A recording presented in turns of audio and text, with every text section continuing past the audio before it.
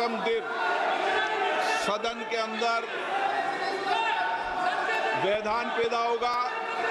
हमारे प्रयास होना चाहिए कि हम देश की जनता की भावनाओं के अनुरूप, उनकी इच्छाओं के अनुरूप यहाँ सदन में उनकी आकांक्षा रखें, उनकी भावनाओं को अभिव्यक्त करें और महत्वपूर्ण विषय जो देश में घटना घटी है उन पर व्यापक चर्चा और संवाद हो।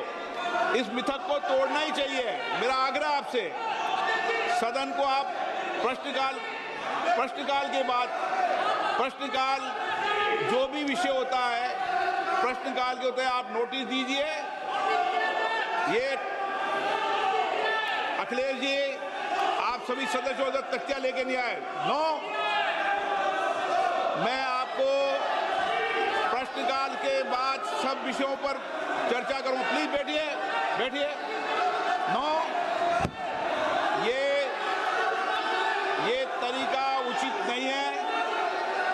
सदन के पहले दिन सदन चले, अच्छी चर्चा हो, व्यापक चर्चा हो। मैं सभी सदस्यों को पर्याप्त समय, पर्याप्त अवसर दूंगा। सदन नियमों प्रक्रियाओं से चलता है। प्रश्नकाल के बाद प्लीज बैठिए। नो, प्रदीप पुरोहित जी। मैं क्वेश्चन नंबर 1 पे जो माननीय मंत्री जी ने जो उत्तर दिए हैं, मैं उनको धन्यवाद देता हूं। व्यापक मात्रा में उनका उत्तर हमको भेजे हैं। मैं मोदी जी को भी धन्यवाद देना चाहता हूं, हमारा यशस्वी प्रधानमंत्री, इसलिए कि मोदी जी सबका साथ सबका विकास का जो नारा देके 2014 में देश चलाने की शुरुआत किए। कहीं भी कोई स्टेट में कोई भी सरकार हो, कोई भी गवर्नमेंट हो, उसका कोई मतलब मोदी जी नहीं रखते हैं। कोई भी 2014 से 2019 तक उड़ीसा में बिजू जनता दल का सरकार था, फिर भी केंद्र सरकार, मोदी जी का सरकार पर्याप्त अर्थ उड़ीसा को दिया था।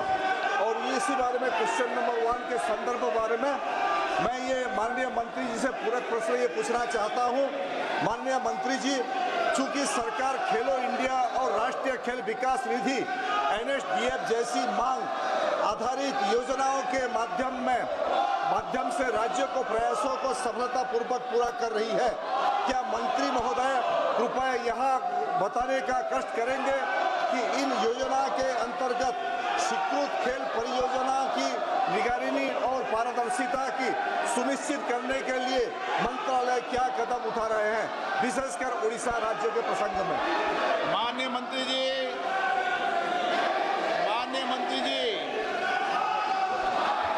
अध्यक्ष महोदय, मैं आपके माध्यम से सदस्य जी को बताना चाहती हूँ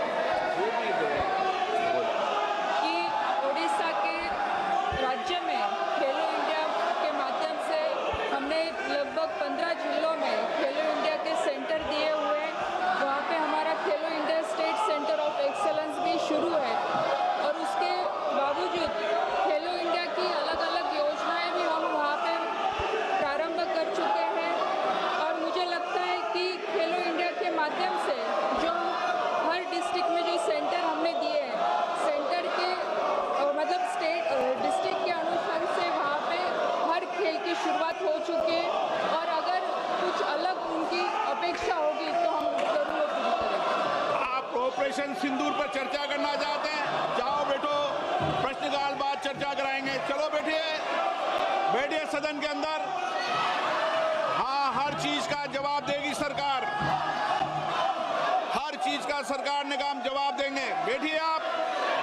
प्रश्नकाल के अंदर किसी को बोलने की इजाजत नहीं होती है।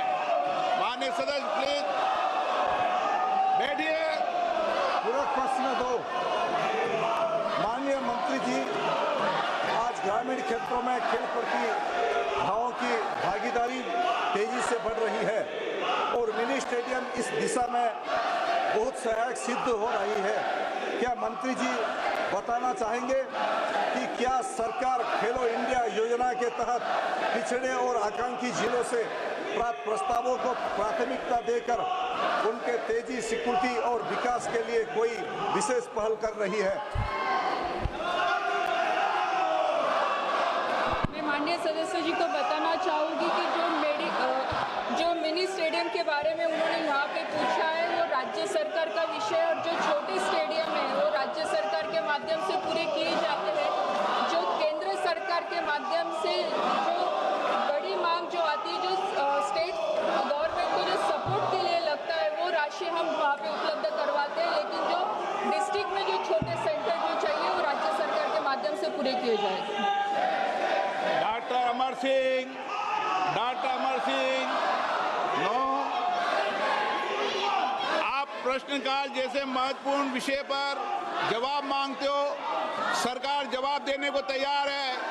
ये सदन है, नारेबाजी करने के लिए आप सदन के बाहर जाओ। सदन में नारेबाजी करना उचित नहीं है। सदन में नियमों से सवाल उठाओ, सरकार जवाब देगी। प्रश्न संख्या 3 विजय कुमार दुबे।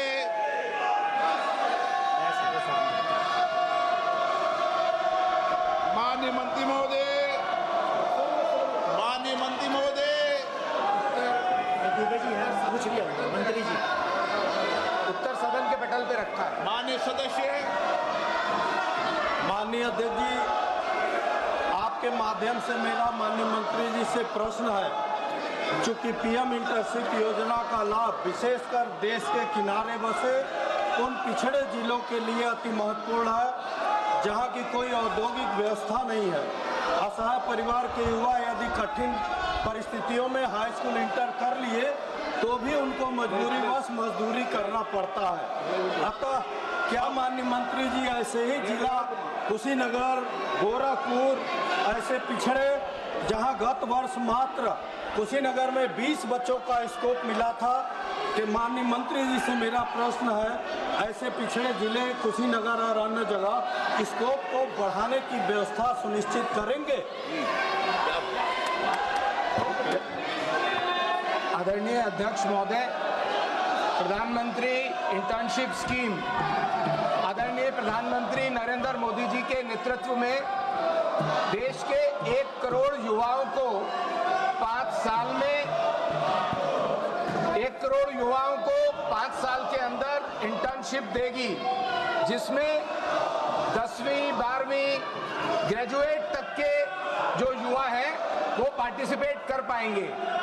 और वो पहले जो पायलट दिया गया है वो देश के 36 राज्यों में इसका विस्तार हुआ और उसके अंदर 1,81,000 कैंडिडेट्स ने अप्लाई किया और उसके अंदर 1,34,000 एप्लीकेंट शॉर्टलिस्टेड हुए, जिसमें उनको ऑफर्स दिया, 82,000 युवाओं को ऑफर दिया गया और 28,000 युवाओं ने उसको एक्सेप्ट किया है।